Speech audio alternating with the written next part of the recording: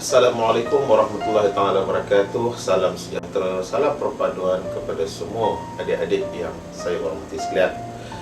Adik-adik, tahukah adik-adik bahawa siapakah diri adik-adik yang sebenarnya? Adik-adik adalah seorang insan ataupun manusia yang dijadikan oleh Allah. Tuhan telah jadikan manusia dalam pelbagai bentuk.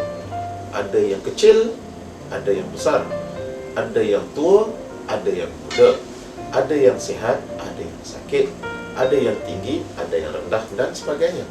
Jadi kita semua ni adik-adik ada pelbagai bentuk, pelbagai keadaan. Dan ini menunjukkan bahawa kita mempunyai peringkat-peringkat yang tertentu. Kalau kita tengok di dalam sistem perkembangan seorang manusia, kita bermula daripada siapa yang kecil sekali? Bayi.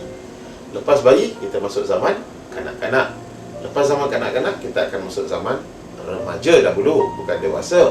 Lepas tu baru kita masuk dalam golongan dewasa. Lepas tu golongan orang tua. Itu dia adik-adik. Jadi adik-adik ni siapa?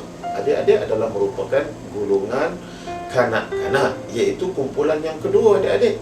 Tetapi adik-adik kena ingat adik-adik, kumpulan kanak-kanak ni dia ada 3 peringkat. Yang pertama kita namakan sebagai kanak-kanak peringkat awal. Dalam bahasa Inggerisnya kita nama peringkat toddler. Toddler ni iaitu 2 tahun selepas bayi. Bayi lazimnya 2 tahun. Lepas 2 tahun dia akan masuk dalam zaman toddler, iaitu zaman kanak-kanak awal. Yang kanak-kanak awal ni berumur sekitar 3 hingga 4 tahun lah awalnya.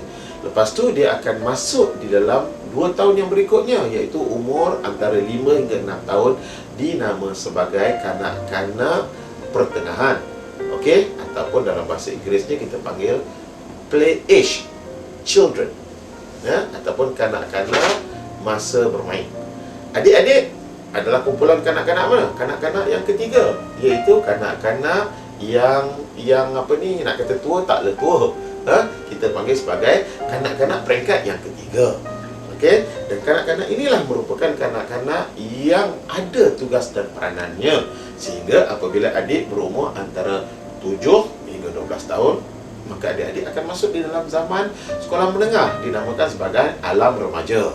Jadi adik-adik ada tugas, kita kanak-kanak ni adik-adik, bayi ada tugasnya, kanak-kanak ada tugasnya, dan remaja ada tugasnya, dewasanya ada tugasnya. Jadi dalam peringkat kanak-kanak adik-adik, apakah peranan yang perlu dimainkan oleh seorang kanak-kanak seperti adik yang berumur antara 6 hingga 12 tahun ni adik-adik? Tak kira sama ada lelaki ataupun perempuan.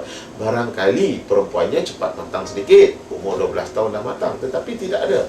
Mereka hampir sama peringkat awal ni. Apa yang mereka perlu buat adik-adik? Baik, peringkat kanak-kanak yang pertama, dia mesti menguasai 3M, iaitu membaca, menulis dan mengira.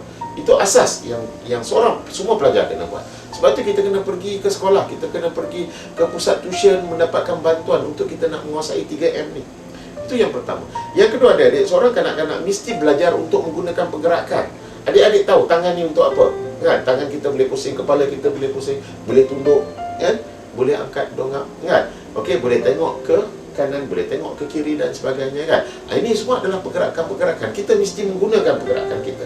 Itu yang kedua adik-adik. Yang ketiga, kita mesti belajar untuk nak amal dan patuh kepada peraturan. Di dalam dunia kita ni, kita ada peraturan. Kita tahu apa yang boleh kita buat, apa yang tak boleh kita buat. Kita tahu kita boleh membuang air kecil di dalam tandas, tetapi kita tidak boleh membuang air kecil di dalam bilik darjah dan sebagainya. Nanti malu kita. Sebab apa malu? Yang pertama, nanti orang tengok kita membuang najis. Yang kedua, orang tengok kita tak ikut peraturan. Baik adik, seterusnya adik-adik, yang keempatnya, seorang pelajar dia mesti belajar untuk berkawan.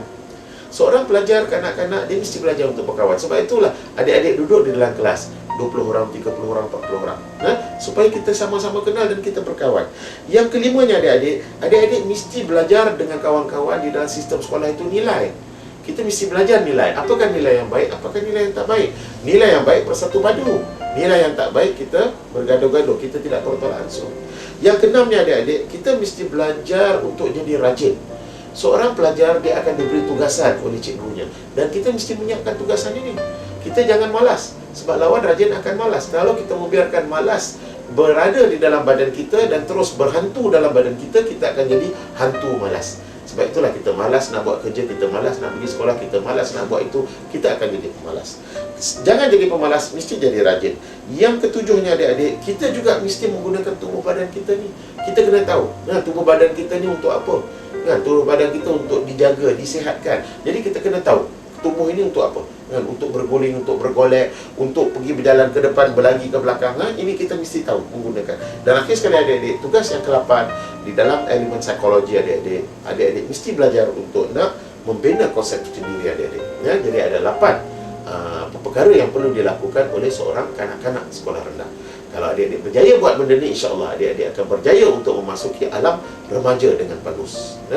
Saya doakan adik-adik akan menjadi seorang kanak-kanak yang bagus, sehinggalah berjaya masuk sebagai seorang remaja yang bagus.